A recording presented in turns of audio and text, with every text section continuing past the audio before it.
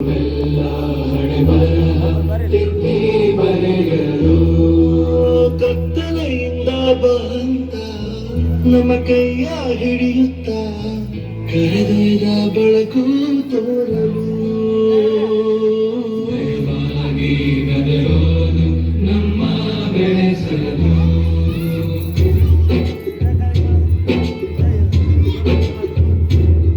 ಭಾಷೆಯ ಅಮೃತ ಕುಡಿಸೋ ತ್ಯಾಗಾಗಿ